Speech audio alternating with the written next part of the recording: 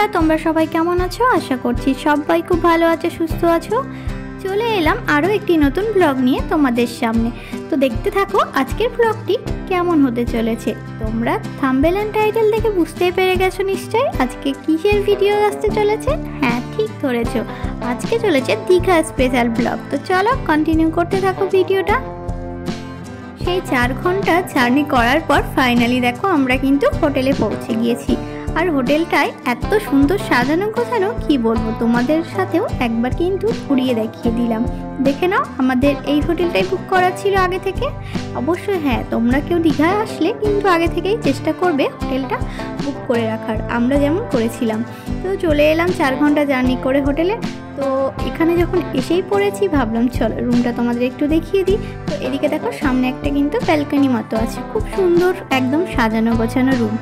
তো রুমটা দেখো, দেখে নাও। এরপর আমরা কিন্তু হোটেলে পৌঁছে গিয়ে খাওয়া দাওয়া করে রেস্ট করে বিকেলের দিকে বেরিয়ে পড়েছিলাম ঘুরতে যাব বলে। দেখো দীঘায় এসেছি আর সমুদ্রের পাড়ে হাওয়া তো খেতে অবশ্যই যেতে হবে।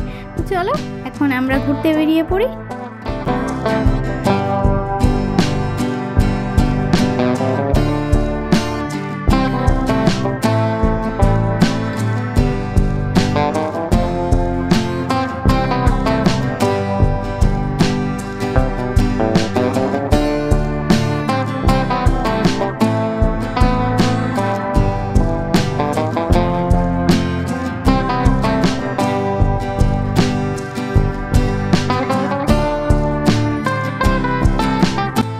এই জগন্নাথ ধাম অনুষ্ঠান করে যে উদ্বোধন হওয়ার পর কিন্তু আমাদের আর দীঘায় সেরকম আসা হয়নি।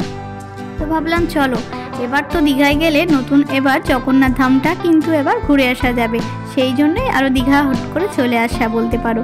তো প্রথমে ভাবলাম চলো আগে ঢেউসাগরটা ঘুরে নিই, আশেপাশটা ঘুরে নিই, তাহলে শান্তিভাবে মন্দিরটা কিন্তু খুব টাইম নিয়ে সুন্দরভাবে ঘোরা হবে। তো চলে এলাম সামনে দিয়েই জগন্নাথ ধাম, তোমরাও কিন্তু দর্শন করে নাও চলো।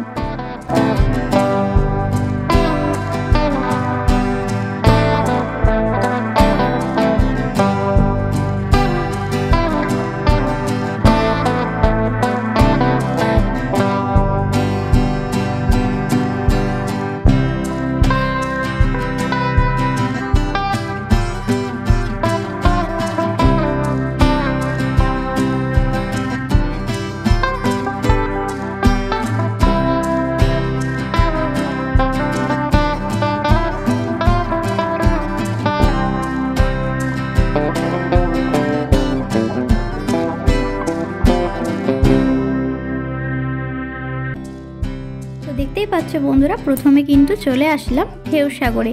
তো এদিকে ও টিকিট কাটতে গিয়েছে, আমরা তারপরে চলে এলাম ঢেউসাগরে এবার।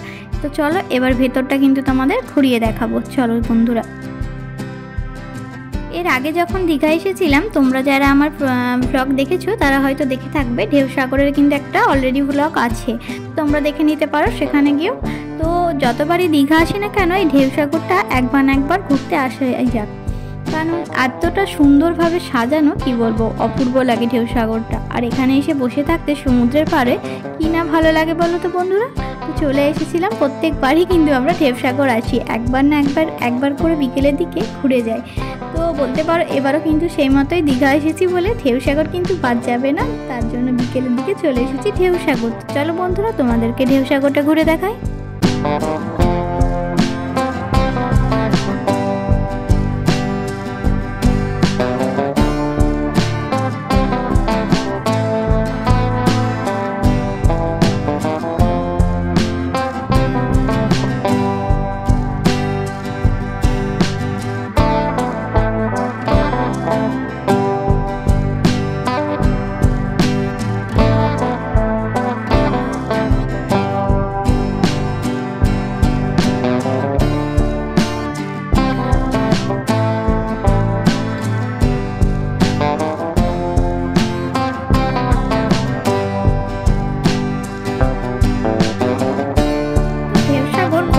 কমপ্লিট করে এদিকে কিন্তু দুজনে দেখো দুটো আইসক্রিম নিয়ে নিয়েছি। তো খাওয়া এইদিকে দেখো আইসক্রিম খেয়ে একেবারে চলে এলাম জগন্নাথ ধাম মন্দিরে।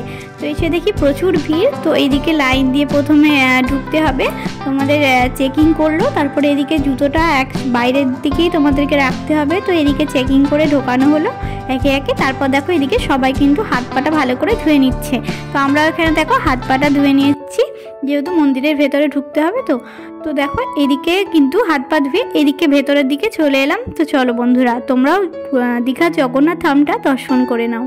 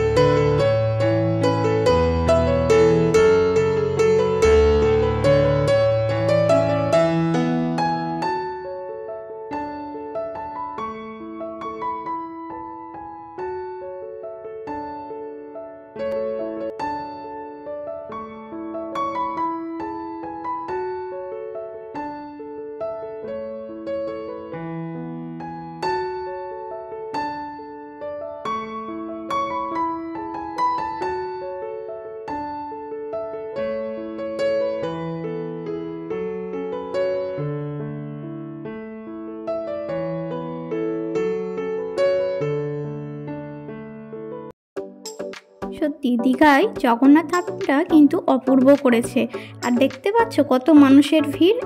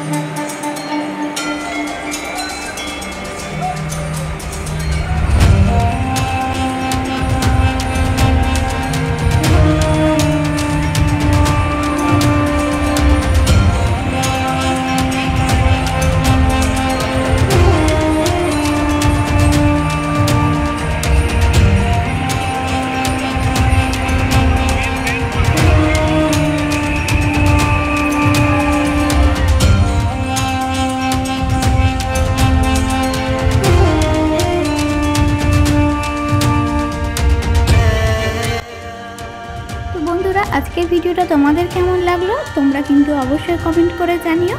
আর সবাই কিন্তু ভালো থেকে সুস্থ থেকো। আবার দেখা হচ্ছে নতুন একটা ভিডিওর সাথে। জয় জগন্নাথ।